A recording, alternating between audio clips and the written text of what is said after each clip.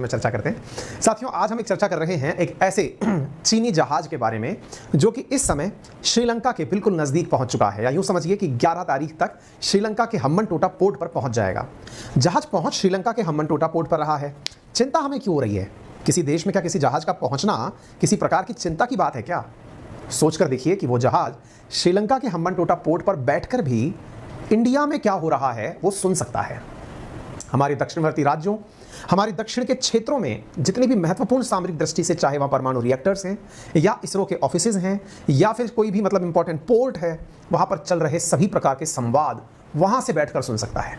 आप सोचकर देखिए कि श्रीलंका तो पूरा की पूरा वो सुन ही लेगा। अब आप पूछेंगे सुन सकता है का क्या मतलब है? क्या किसी का तार हाईजैक कर लेता है क्या? नहीं। आप कम्युनिकेशन के लिए इलेक्ट्रोमैग्नेटिक रेडिएशंस, वेव्स का उपयोग करते हैं, वो उन्हीं को ट्रैक कर लेता है। यानी इतना ज़बरदस्त उसके अंदर सिस्टम लगा हुआ है। एक नहीं, कुल 7 ऐसे सिस्टम हैं उसके पास, जिन्हें वो दुनिया के किसी भी समुद्र में खड़ा करके किसी दूसरे देश में प्रयास करते हैं। देखिए, ये रहा चाइना, ये रहे हम, ये रहा श्रीलंका। श्रीलंका के अंदर बिल्कुल दक्षिणी किनारे पर स्थित है हम्बनटोटा। इस रास्ते से चलते हुए स्टेट ऑफ मलक्का से, south China sea strait of Malacca से होते हुए, ये जो अंडमान सी से होते हुए ये जहाज़ यहाँ पहुँच रहा है। अब पहुँच तो रहा है, लेकिन इस जहाज़ की रेंज में 700 किलोमीटर के दायरे में केरला, तमिलनाडु, आंध्र प्रदेश, ये पूरा की पूरा क्षेत्र आ रहा है। यानी यहाँ से 750 किलोमीटर की रेंज में जो भी जगह आ रही हैं, ये इनको सुन सकता है। अब आप पूछेंगे सर, बातें ही सुननी थी तो कोई और तरीका अपना लेता, ये तरीका क्यों अपनाया? बताता हूं मैं। असल में ये क्या करता है जहाज, उसके बारे में हम बताएंगे। जो 11 अगस्त को हम्बनटोटा पहुंचने की जिसकी संभावना है, ये एक जासूसी जहाज है जो आपको दिख रहा होगा। इसमें इस प्रकार के रडार लगे हुए हैं। रडार तो सर भारत ने भी बहुत सारे बॉर्डर्स पर लगा रखे हैं, हर देश लगाता है।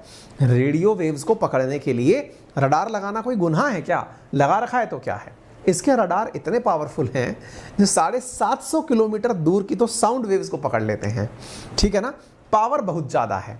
अब आप पूछेंगे कि सर एक बात बताइए, जब ये इतना ही खतरनाक जहाज है तो इसके बारे में श्रीलंका खुद प्रोटेस्ट क्यों नहीं कर रहा है? वो इसलिए नहीं कर रहा है क्योंकि उसके हालात कैसे हैं ये तो दुनिया को पता चल गए। टोटा पोर्ट ले लिया है।